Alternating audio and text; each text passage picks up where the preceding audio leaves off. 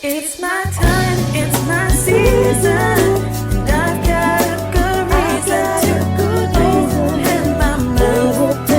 Gonna let it out, open your mind, grab your friend, hope you listen to the end. The vibe is good and learning meets on She Who Speaks.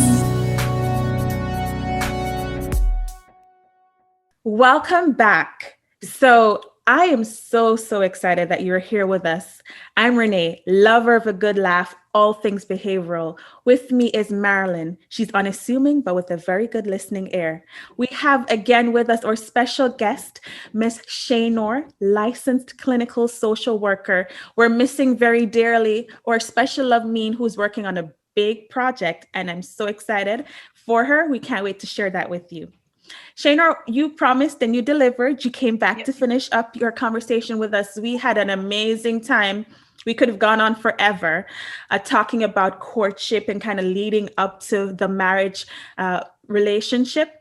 I wondered if we can just jump right in because this is juicy stuff. Yes. I don't want to waste any more time. But can you tell us what a fulfilling, meaningful marriage looks like? And then kind of give us the be on the lookout for those things that can threaten that. So that is a such a complex question, such a loaded question, as to what a successful marriage looks like. Because it's very individualized when we talk about people's deal breakers. Because for me, what might be a deal breaker for you might be something that's negotiable. True. So when we look at a successful marriage, like I said, we spoke about this in the previous episode where we talked about the biblical definition of love. We talked about the 5 pillars of marriage. It is when you look at those 5 pillars of marriage, I'll review again, which are communication, finances, in-laws, intimacy, and self-development. When we look at those five components as it relates to a successful marriage, if you break down those 5 components, can you see those successfully contributing to your marriage? Now, when you say what to prevent a marriage from failing, it goes back again to those 5 components. Because if you don't, to me, okay, so the way I look at it, like I said, is the foundation. Love is the foundation. And then you have the 5 pillars that is holding your marriage up. Now, the center pillar for me is communication. And then you have the 4 walls, which are the other 4. Communication is the center pillar because the minute communication breaks, everything else falls down. Because communication goes into finances, communication goes into your in-laws, it goes into intimacy, and it goes into self-development. So if you don't have that key ability to talk to your spouse about, when I say everything, your likes, your dislikes, things that you have cried nights about, if you cannot talk to your spouse about those things, you are ultimately setting yourself up for a failed marriage. Because you may be having feelings that your spouse will not understand what you're going through because you haven't had that conversation with them, right? Give your spouse the credit. Even though you may be a woman, they might be man, they may not understand where you're coming from. Give them the respect to talk to them about it. Let me ask you something though, because I've often heard persons who have been married for 40, 50 years, I've heard that you don't necessarily tell your spouse everything. Is there a difference? Like, how can we have this vulnerability, which is what it sounds like you're describing, in marriage? And like, is there really anything that I shouldn't tell my spouse? So again, that is a very individualized question because it depends on how your relationship is established. For me personally, there are things that I've had conversations with other friends or family members for things that for them are not necessarily things I need to discuss with my spouse. If I'm having a conversation with you and it is a conversation that we're sharing that is very personal to you and we're talking about it, sharing our experiences, just to give you that support, that is not necessarily something I need to share with my spouse. Right. That is between you and I. Right. Now, if there is something that is happening that will impact your relationship, that is something you need to share with your spouse. If there's anything that is occurring in your life, whether it is your past trauma, whether it's your family dynamics, which your pre-family, your parents, your siblings, things of that nature, if it will then impact your marriage, that is a conversation you need to have. Okay. So I fully understand the component of, not telling your spouse every single thing that you go through in life. It is important to establish that foundation of truth and trust. Because if you're not sharing things with your spouse, you're not entrusting them with yourself, with your emotions, right? You are safeguarding your emotions because you don't trust that they will safeguard them for you. And is that fair to them? Whew. Okay. That's fair. That's fair. I feel like it's so funny. And I feel like sometimes when you go into the realm of things that they can't handle, that vulnerability and open communication will let them tell you real quick, Renee, that's kind of heavy, honey. You're going to have to talk to one of your girlfriends about this. Correct. And I've had a few clients, right? It's so interesting. Most of my clients are women. I think I have maybe 1 or 2 guys. And who have come to me for counseling because their spouse recommended it. Their spouse says, this is not something that I can adequately emotionally assist you with. So I'm going to recommend you seek someone professionally. And that is the best thing you can do for your spouse. Yeah. So I have a question, because I'm glad we have a professional with us today that can clarify that. So the other day I was watching, I think it was a podcast, but it was on Instagram, and it was like a Christian podcast. And there was a man who was a professional also. And he was talking about the fact that, as women, sometimes you don't need to talk to your husband about things. You need to talk to your girlfriends, because men are made in a way that they are not going to be able to receive emotionally. Like, as women, we need to have that urge to talk about things and to talk a lot about we are more in phase with our emotions. So we need to have this conversation a lot. When men, sometimes they shut down to that. So basically you set yourself up for frustration, because the man will not be able to take all of this, and you should go at, that's why you would need to have like a support system of women, because they would be more able to listen to you, to support you in that area. Is it something that is true, or like there's some truth? There is definitely some truth to that, because one, you have to know who you marry. Because some men, they're able to make that emotional connection with you and able to work through those issues with you. Yeah. And then some men, they say, well, we're not quite, like, I'm not able to provide you with that emotional aspect that you need. Yeah. So one, know who you marry. Because if you marry someone who's not openly emotional, for you to go to them and expect them to be openly emotional about a situation is unfair to your marriage. Yeah. Right? Girlfriends are essential. There's people who state that they do not get along with women, so they have guy friends. I've heard that phrase many a times, right? And in that situation, I always implore for them to analyze themselves. Because I always tell people, instead of making general blanket statements about others, look at yourself and see what is going on inside of you, why you cannot form these connections. Because the thing about it, we're an interesting creature, because we are so different. So for you to say a blanket statement of, I don't get along with women, is such an interesting aspect, because we are all so different. Can I go ahead. No, go ahead. I feel like, I don't want to derail our conversation, but I know this. It's like, so many places we can go. Can personality types not get along. Yes. Because so truthfully, I have lots of girlfriends. I'm one of those people that tries to guard real tight the sacredness of my marriage. And so Mm-hmm. in college, I've always had girlfriends, but I also had a lot of guy friends. Mm-hmm. As I've gotten older, I have realized though that my best girlfriend relationships tend to look a certain way. And the joke I make is my very good girlfriends are butch girls. Like they have strong testosterone, like they're not too into the feeling Mm-hmm. side of things. They're very, but anyway, before I start going deep, deep, deep. But I guess my question is it possible? Because I hear you and I think that's so true, but is there a certain amount of personality types that conflict? And sometimes we don't do the work and go deeper. So we make those blanket statements like, I can't mess with girls because they're da da da da da. We don't get along. Is it more of a Mm-hmm. personality thing, maybe? It is definitely a personality thing.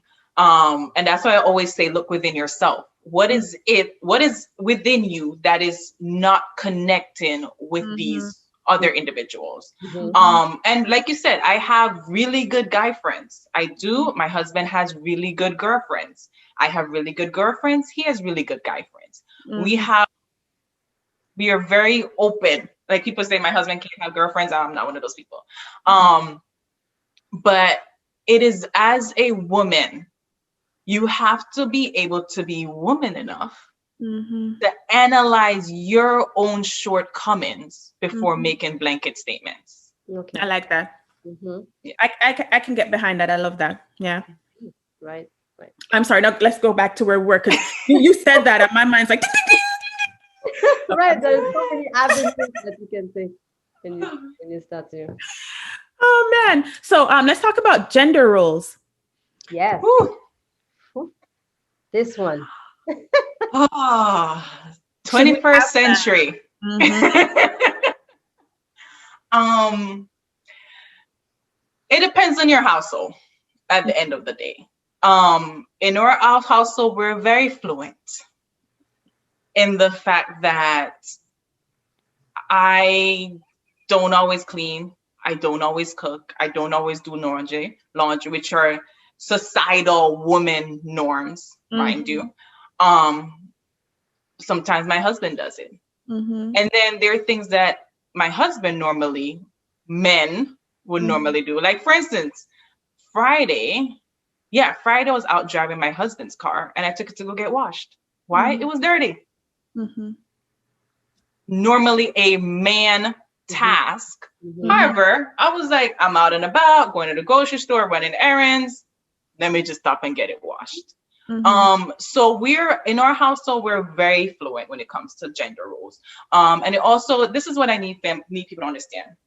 Life happens, right? And you're not always going to be in an aspect in life that provides you to be adherent to the societal norms of gender roles, Mhm. right? In our household right now, like I said, I am working full time. I have a part-time business. I am in school part-time. My husband, he works full time, and we have a son, Wow. right? Salute. So, correct. There are days where he cleans and makes dinner. Mm-hmm. Mhm. Right? There are days when I am making dinner at 9 o'clock at night. Mm-hmm. It is up to your family. This is how you make a marriage work. It is compromise and communication, Mhm. right? Now there are certain things that I know in the household my husband does not do, and there's certain household tasks he know I do not do. My husband, he will not clean the bathroom. Is that a guy? Anyway, sorry. Go ahead. He will not clean the That's bathroom. Shaenor, yeah. I knew this going into this marriage. Mhm. So that is not, if he does it, I'm like, oh, great. But that is not something I knew this going in. Mm-hmm. That is not something I'm expecting. My husband knows I do not take out the trash. Mhm. I do not do the trash. That is something he knew going in. Mm-hmm. So that is not something he's expecting me to do. If I do it, great, but it's not expectations. Like I said, it is very personal as it relates to your marriage. Yeah. But those are our two things Can that we have set and we've spoken about before. Right? can I plug something? Because I feel like sometimes, especially for the more grounded in certain cultures, where we think, because I've gone to places and people have asked me, aren't you going to go share your husband's food? And I'm thinking, I don't understand what's wrong with him. Not saying that, like, not saying that we don't, because we do. There are moments where, especially when we do potluck at church or wherever, I'll be in the line and I'm like, oh, I think he's in a meeting, and I'll grab his food. And sometimes when I get his food, he's like, why did you get my food for me? Because I wanted to kind of come and see what they had so I can pick for myself. So it's kind of knowing what works for your relationship and not allowing even well-meaning individuals to somehow cause you to feel subpar because you don't do the typical what they expect you should be doing. And I'm laughing as you're saying what you sometimes do and don't do, because Karen's the same way. He's not a fan of the cleaning bathroom business. And I knew that, and I do it. And there have been times when he's been in the kitchen making dinner, and I'm out in the yard kind of doing the hedges or doing something because I was out there and I just happened to realize, oh, wait, this thing needs to, and I just grabbed something real quick. I remember one specific time I was doing that. And we looked at each other through the kitchen mirror and started laughing, because there he was nicely just making dinner. And I was out there like pulling stuff and weeding stuff out. And we caught a glimpse of each other and just busted out laughing because we understood that we had totally flipped the script of what society thinks is man versus woman. So that's something, liberate yourself from that. Whatever is important for you. Now, if there's some things that you feel that make you feel more of a woman to do that, then go ahead and do that for you. But just don't allow someone else to say, well, you're not a good wife, you're not a good husband because you're not doing 1, 2, 3. That's exactly where I was going. I was about to say it's really individual. And one of the things that I feel is important, and that's my experience. I'm gonna be transparent. I feel like it's something that is also good to discuss before marriage, because sometimes the husband, I mean, one of the spouse, they expect what they have been through, like at home in my house. That's how it used to be. So I don't understand. And it comes out of nowhere after like 5 years, 6 years. I was not doing that because in my house, that's what I was witnessing. So I thought that, I was like, where did that come from? And I feel like it's so important. We come back to that premarital counseling and to that communication that is so important, when you can really express what are your expectations, but also what are your boundaries too as a person, and also realize that it's so important as a couple to have your personality as a couple. Our marriage doesn't have to look like our parents' marriage. It doesn't look like our neighbor's marriage or our friends or whatever. We do what works for us, and that is it right there. Do what works for you. I love that. Is it. I think what Marilyn just said is like a great little segue, because I feel like we come with these notions of how we think things should look. And it's some of those innocent little things. Like I remember I was always a fan of hanging out with people who were twice my senior, like double my age, because there's just so much like good stuff that you soak up and you learn from them. And I remember one of those friends mentioned her son had recently gotten married. And I think she was kind of sharing this with me so that I would be cautious of not doing the same thing. And like he had said to his new wife, they'd just gotten married, well, that's not how mommy does that. That's not how my mom used to do that. Yep.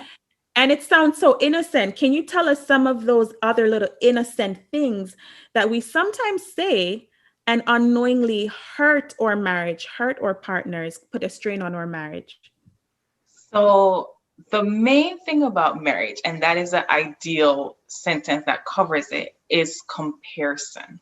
Mm-hmm. Comparison will chip away at Yeah. your marriage faster than anything else. And this is what I tell people all the time. Mm-hmm. You do not know what happens behind closed doors. Mercy. True. So for you to compare your marriage to someone else is to do your marriage a disservice. Yep. Because this is what I put this analogy. Say you're going to post a picture on social media, right? Mm-hmm. And you're going to post a selfie. How many selfies do you take before you post one? Oh, 3,000. 3,000. That is the same. So the image we are looking at, that perfect picture, it took how many tries to get that, Yeah. right? Now look at the perfect picture that people present to the outsiders. You're an outsider looking in, Mm-hmm. right? Mhm. What you see of that perfect shot, you do not see the 500 million shots they took in order to get to that point, Mm-hmm. Yes. right? The journey it took to get to that perfect picture. Mm-hmm. So when and it's funny, I was talking to someone about this as it relates to not only marriage, because I'm going to go completely off, but also to women as it comes to having children, right? It's one and the same. We cannot compare our marriage life to other people. That is something that will chip away at your marriage faster than anything else. Mm-hmm. Because you're going to say, well, they look, they have, they are, why don't we? Yeah. Mm-hmm. When you are in a completely different place in your marriage than someone else. Yeah. That is so true. So that, and it's like, it's those innocent, like you said, those innocent sentences that we say Mm-hmm. that we don't realize we're comparing ourselves, Yeah. right? So we have to be so conscious of the way we speak about our own marriage Mm-hmm. as it relates to what we see. And as you're saying that too, another thing that came to mind just from our experience, Karen and I, we've been together for very many years. I don't want to tell how many years because I want people to think like I'm 21 or something. Look, this experience took some life living. Don't negate your live life, okay? Oh man, pay me no mind. Okay, I'm a little out there. Everyone knows this, but one of the things that I remember us kind of talking through was that, for example, I'm very vocal. Mhm. One of the most offensive things you can tell me is that I was insinuating something because Oh, I'm thinking, Mercy, like I tell you A, B, C, D, E, F, G, H, I, all the way down to Z. What room was there for insinuation? None, because I told you exactly what I was thinking or feeling. So that's my thing.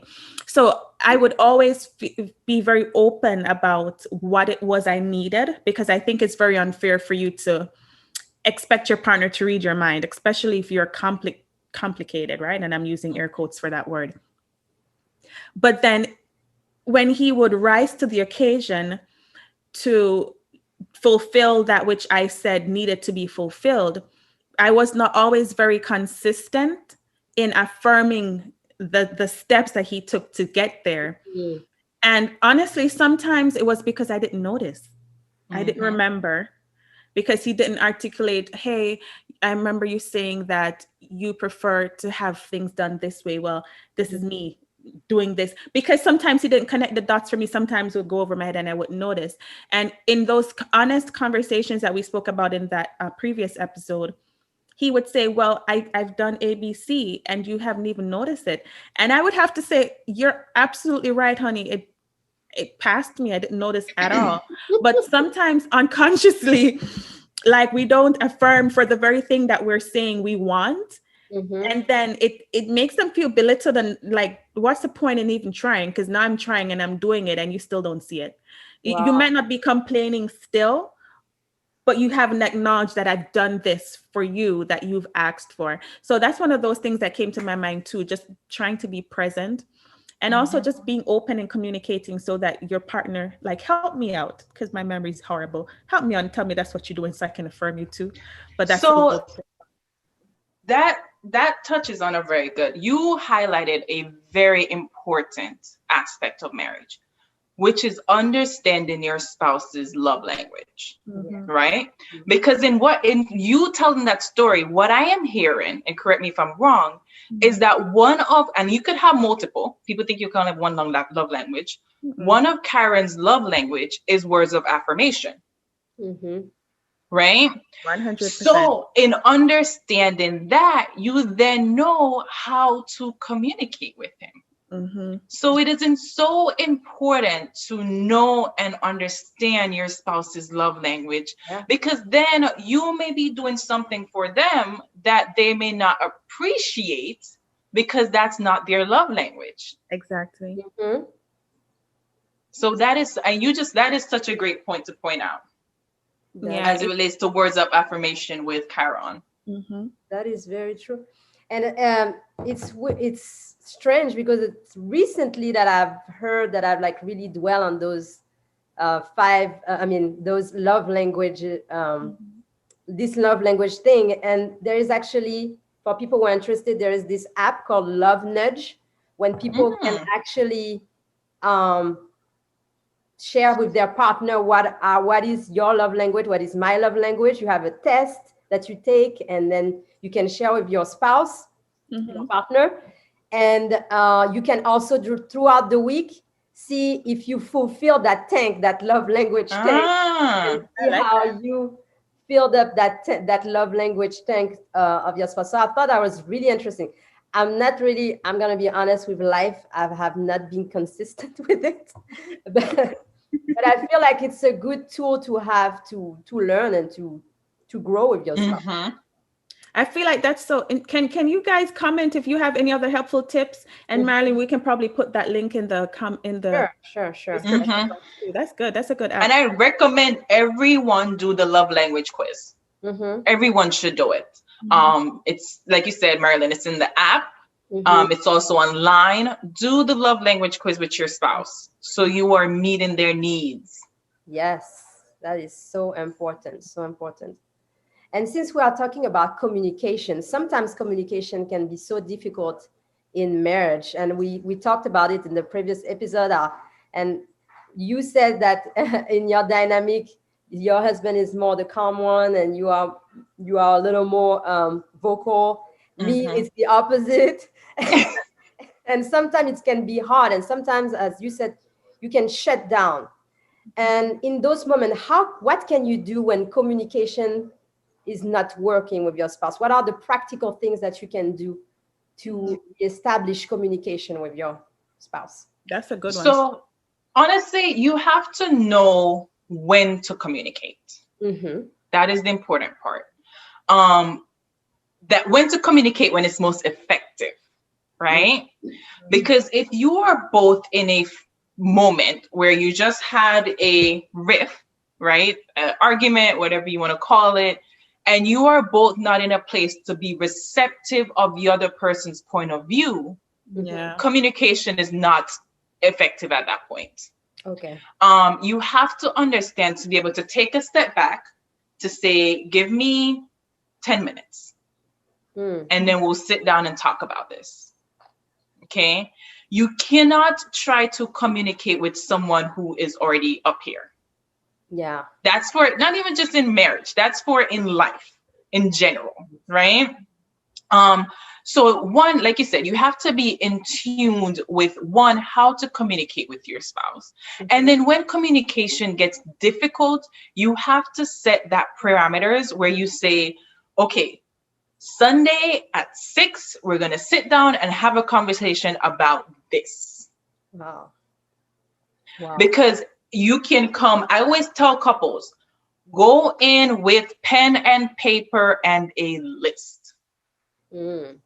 Okay. When you set a timeline, say you had an argument earlier Sunday morning, the day occurred, you'll feel the tension in the house. The tension is there. And you say, okay, so at 6, 8 o'clock, before we go to bed, let's talk about it. I want you to take a pen and paper and write why this was such a big issue. And I want you to put bullet points because I want you to keep on track. Because what happens is that when we start communicating, we come to an agreement and the rest of your bullet points are then forgotten. True. And then this issue then comes back up again because you got through bullet number 1 and you kept moving on because you forgot what the rest was. Mm-hmm. Wow. Make a bullet point and you sit down and you talk about it. You look at each other's point of view, be open. You cannot go in with a mindset that I am right, you're wrong. Yeah. That is already a barrier. Be Hard. open. Correct. Be ready to compromise on certain things. And that will then, one, force the conversation, because I believe that sometimes you have to force the conversation in order for the conversation to occur. And two, with you having your bullet point list, it will keep you on track with the points you need to communicate to your spouse. You're Because, saying, go ahead. no, sorry, go ahead, finish. No, because I'm saying, like, it happens to my husband and I. Like, we'll start talking and all of a sudden we start laughing and he, and then having a good time when the conversation's done. But then I forgot that, look, we didn't talk about the rest of the things I wanted to talk about. Yes. Because we just completely derailed and started having a good old time. Mm-hmm. And then this issue then comes back up. And I'm like, wait, we already talked about this, but you didn't. You did. Right. Mm-hmm.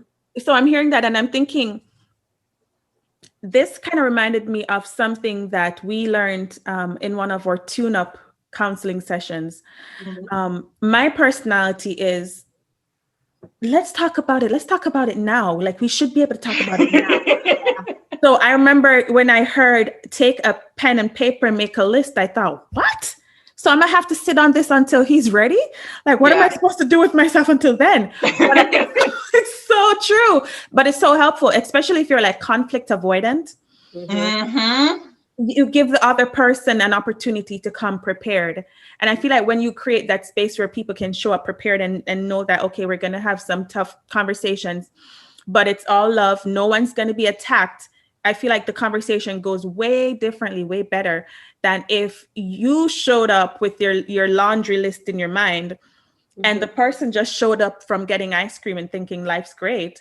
And now here it goes, like we're just going down this list. It's like you're on a firing squad. So I think that's really helpful.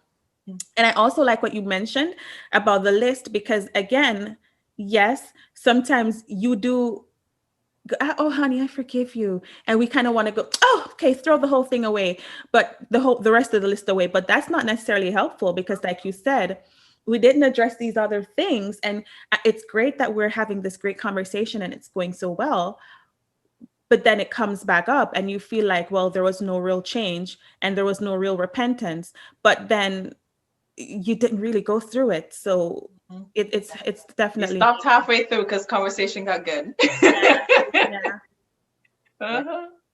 Sometimes it can go also the other way. True. That is true. That is true. Yeah. Yes, that is such a. And then also, even if that occurs, don't be afraid to take a time out. Yes. If you get to the point where you're both escalated, say, we need to table this again. Yes. And you both have to evaluate why this is such a hot topic for both of you. Because you were both reacting to something about this conversation that is creating this tension. What is it? Yeah. Take that self-evaluation. That is so true. And one of the technique that I use, and I don't know if it's correct or not, but sometimes to me, when it gets to a place where I feel like we're going to argue, I'm like, okay, stop. Let's get back to it another time, where like when we're not as hot about it and as like crazy about something. Is it a technique that can be good for some couples when you sometimes get heated in an argument or in a conversation? Can you just like say, okay, let's get back to that when we are more calm, or like in a moment where our head are a little less hot. And it also depends on how you present it, right? Because, for instance, in Renee's situation, she likes to discuss it right away. Like, let's talk about this now. Right. So for Kyron to say, I can't talk about this right now, the way he says that will then determine how she receives that. Right. Okay. And I always tell people, when you go in to have a conversation with your spouse, do not go in expecting an argument. Do not go in combative. That is the word I'm looking for. Right. Do not go in combative. You have to come to peace with it before you then go to try to present it to them. Because then you will be combative, and then that will be beneficial to no one. Yep. That is. I think one of we have this marriage retreat thing that our conference does ever so often, and I love it. One of the presenters put it this way: assume the best. Paraphrasing, show up thinking that this is my partner who loves me. Yeah. Who thinks the best of me, and that even if there has been an experience that has left me feeling a bit wounded, it was not an intentional wounding. I think when you show up in that kind of, when we understand that we are partners in this thing together, as opposed to I'm showing up to fight for my life, you know, it's a whole different experience. And I feel like sometimes, so quite honestly, I'm very private, especially when it comes to marital things. I feel like I've been very, very blessed, and I do not take it for granted. I have some of the most level-headed, grounded friends ever. And I know that's a huge, I know I'm so blessed with that. That's not something that a lot of people can say or everyone can say. But even in that, I try to be very careful in how much I share. I prefer going to a neutral party because my friends love me and I love them. It's almost like we've transcended friendship and we're family. And sometimes when you're family, you want to be on the side of your person in the fight. Yes. So for me, I prefer going to neutral, a counselor, when we come up on those kind of issues or topics that are a little more challenging to get through on our own. Tell me, what do you think, Shaenor, is the stigma that's attached to couples counseling or couples therapy? The perfect marriage. That is the stigma. In that you chose to be with this person and you have to present this united front that everything is perfect. Mercy. And in doing that, you have done your marriage and yourself a disservice. Yeah. Because there is no perfect marriage. Granted, I hate when people say marriage is hard. Marriage is not hard. Marriage is work. There's a difference. The work might be difficult, but marriage itself is not hard. Okay. You have to be committed to doing the work. So that stigma of we need to have this illusion of a perfect marriage prevents people from seeking therapy. Yeah. Because in their head, they have created this perfect picture. So why do I need to go to therapy? Yeah. Right? No one can see beyond the picture. No one sees what happens beyond my closed door. Right?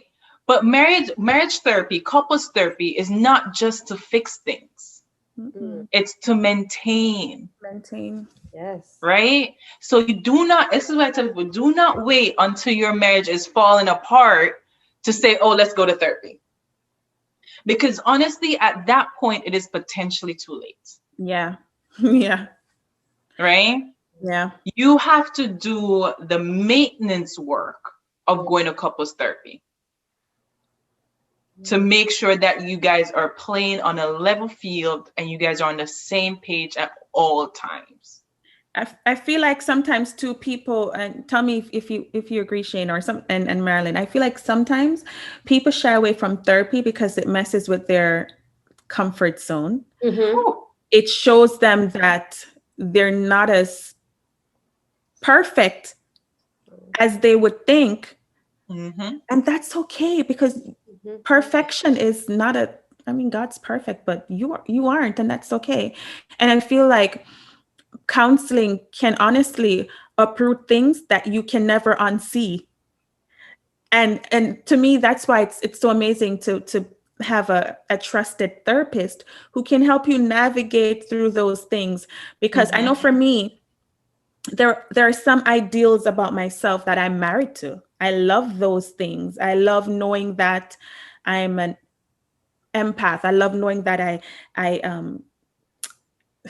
this doesn't sound nice, but it's almost like I'm trying to get away from that, the savior complex, but Mhm. knowing that I can stand in those spaces and what I thought it meant felt great. But Mhm. sometimes going through counseling and kind of going above the surface, you unearth some things where you realize, mm, Mhm. this isn't quite what I thought it was. Mm-hmm. And you have to be open and honest, and also give yourself grace. Give yourself love and forgiveness when you go into these sessions and you find out some things that aren't as amazing and perfect as you would have hoped them to be. I always say Mm-hmm. that just because something is no longer the same doesn't mean that's a bad thing, because it can evolve into something so much more beautiful and pure and honest. So, Mhm. Therapy is all about growth, Yeah. mhm. No. right? Whether as an individual or as a couple, you are growing within your marriage, or you're growing as an individual, you're seeking individual counseling. So Mhm. it's never to say it in a negative, as to say we are going to leave you re-traumatized by bringing up these things. No, it's for you to grow from your experiences. Mhm. Right. And can I be honest with you, ladies? Go for it. For me, before, like I like this kind of things, this kind of conversation that we are having right now, that is so beneficial to people like me. To me, I'm such a introvert, private person that Mhm. to me, before, therapy was associated to shame. I would feel like I would feel ashamed to bring like the maybe things in me that are not right, because I already it, to me it's, I don't think that I'm perfect at all. So to me that would be like an extra layer of shame that I Mm. would have to uncover. And I feel like some people also are dealing with those feelings of like shame. You see, I'm messing up something else in my life and I'm not good, and I need help again. And those feelings are, to me, are valid too. Others that Mm-hmm. It is. And a part of it also is cultural. Yeah, We yeah, that's have to look at the cultural component of it, yeah. when it comes to seeking therapy. And I always tell people, when they seek, it takes a level of strength Mm-hmm. to admit that you are not okay and you need mm, additional help. Mm, It is, a lot of people think of it as weakness, right. but the weakness is suffering within yourself. Mm, mercy. So the strength comes from seeking, because it really does take a level of strength to say, I need some additional help. mm-hmm. And there is absolutely nothing wrong with that. Yes. There is not, and therapy provides you with this space. It's so amazing to explore yourself, Yes.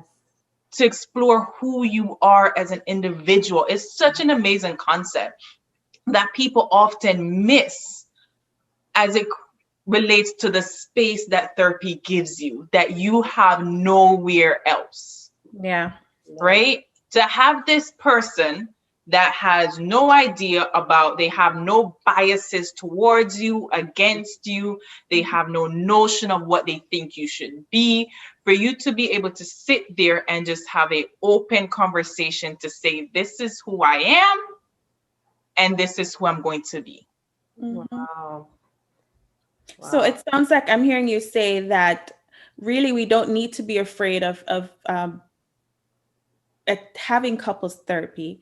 That Mhm. really it's a vehicle that can help us uncover, Mm-hmm. um, and help us get on the path to our best selves. Because as we Mhm. mentioned in the last podcast, we're showing up as a whole person coming together with another whole person, not to walk in perfection, but to walk in renewed commitment and love and support and thrive as couples. That's kind of what I'm picking up from what you're saying. Correct. Yes, Yes. yes.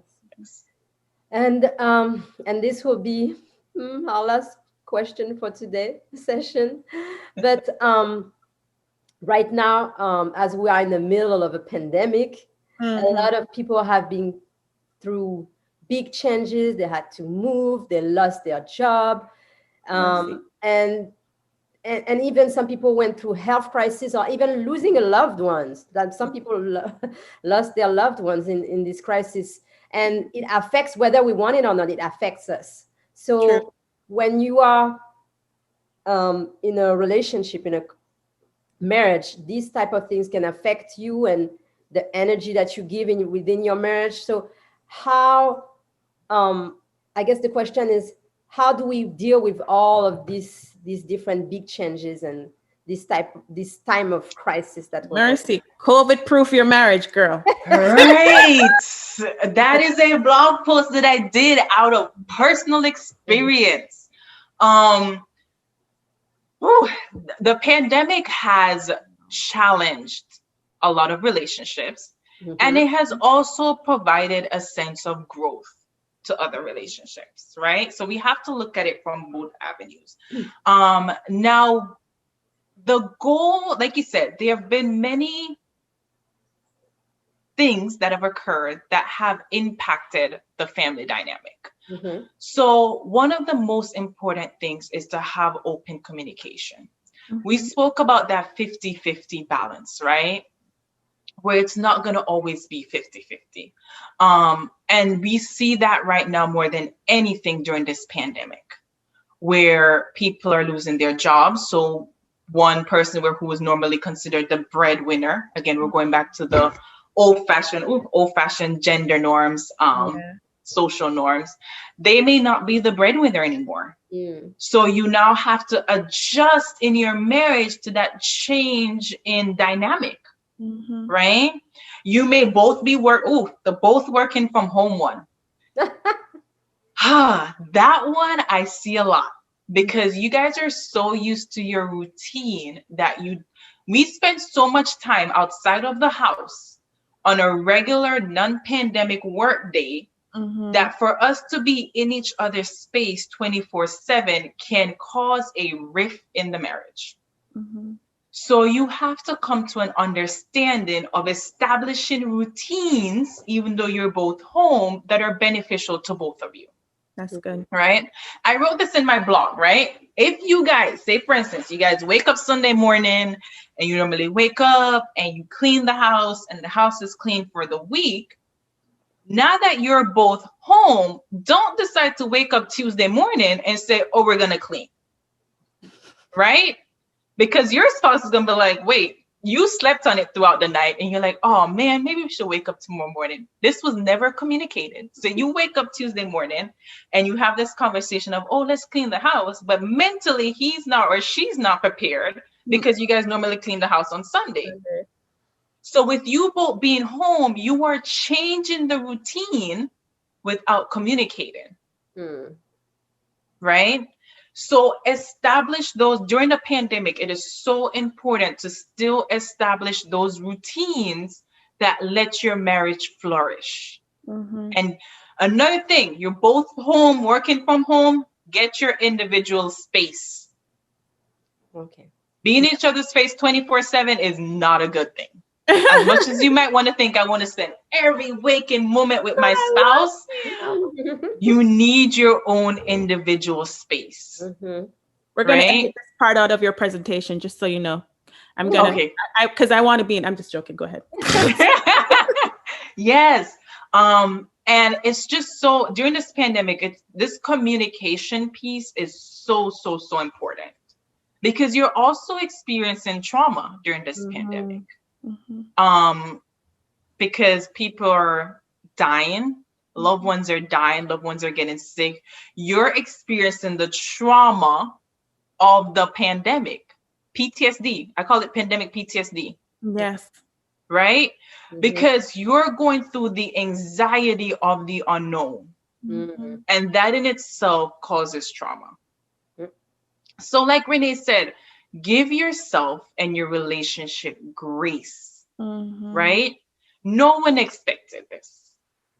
Nope. This is something that we're all working through together. So do not expect your spouse to have the perfect answer for something that is unknown, Mm. right? Be there to support each other, communicate the difficult conversations throughout the pandemic, and come to an agreement. Mm-hmm. Okay. There might be also, there's a conversation that needs to happen as well as to how do we proceed in this pandemic as it relates to the medical component. Right? If you are we're gonna go there. If you are a mask wearing person and your spouse is not a mask wearing person, that is a conversation you need to have. Yeah. Because it changes the dynamic of your relationship. Right? If you're a vaccine person and your spouse is not a vaccine person, that is a conversation you need to have. This pandemic has changed the without even if you have not acknowledged it, it has changed the dynamic for every family. Yeah. Right? And like I said, some in the positive, some in the negative. There have been blessings that have come along with this pandemic. Hallelujah. And I would do myself a disservice if I did not acknowledge that, because I'm living many of them. Yes. Stimulus. Right? And my child's whole first year of life, Yes. I was home, That's another. which would not be the norm. That's a huge So blessing. yes. So as much as we act, and that is when you're having these conversations with your spouse about the pandemic, don't always focus on the negative. Yeah. Because there are positives, as much as it is a negative, it is a horrible situation that have occurred. There are positives that are beneficial for your family. One of the things, family time. Yes. Families have more family time now than they have ever had. What you do with that family time is up to you. Whether you can make it to nourish your relationship or be a detriment to your relationship is up to you. Wow.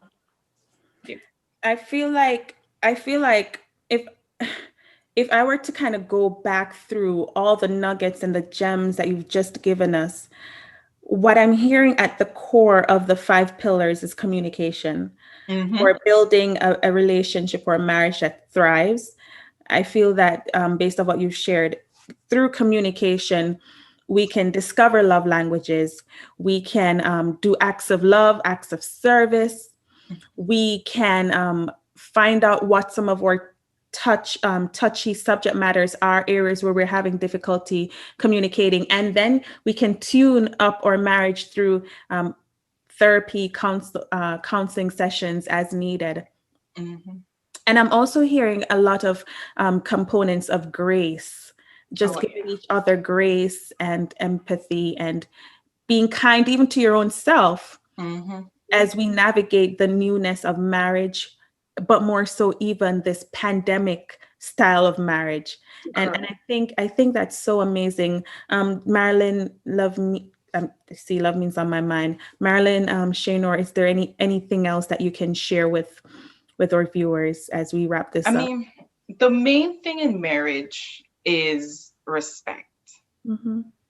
It goes back to the submission topic that the Bible speaks about, this respect that we have for each other. That should be at the core of your marriage. Because the minute you lose that respect, everything else goes out the window. So for me, that is if there's one piece of advice I can give, is to nourish that respect aspect. At no point, you know what the below the belt are. Okay? You should not intentionally disrespect your spouse. Because then that nullifies all the 5 pillars of marriage. Awesome. Yeah. And to me, the takeaways are that it's good to do what works for you. And it's also good to do the work. That's what you said, whatever the work is, The work. whether it's therapy, whether it's communication, whether it's, as Renee said, showing grace, whether it's participating in seminary and whatever you can do, you have to do that work with your spouse and with yourself. And that's what will help you move forward. And of course, the main component for us as Christians is prayers, more prayers, more prayers, and more prayers. Oh, yes. Surrounding yourself with also good people that can give you sound advice and be here to support you when you need it. Yes. That's awesome. Thank you again. Thank you again. You're welcome. For your time with us, Shaenor. We really do value all of the nuggets that you've given us and for pouring into the heart of so many who have listened to your counsel on previously how to prepare for marriage, and now today how to build and do the work to build sound, flourishing marriages. We ask you who are viewing to jump into the comment section and let us know what your takeaways were. What were those nuggets that kind of had you going, yes, yes, yes? Let us know. As always, don't forget to like, subscribe, and share. Hit that notification bell so that every time we put up new content, you will be one of the first to know. Do you have a question that you would love us to talk about? Don't forget you can email those questions to us at the shewhospeakspodcast@gmail.com. Again, we are She Who Speaks. Have a wonderful rest of your day. And one thing also that we do not want to forget is to shout out Shaenor's Inspired. Yes. Oh, yes. InspiredCounselingCenter.com. Take a visit. Awesome. Look around. Yes, and we're definitely going to put that in the, thank you so much, Marilyn. We're definitely going to put your information in the comment section and the bio section so that they can take a look and get on board. And she is in the Orlando area, but you do tele. Yes, telehealth for all of Florida.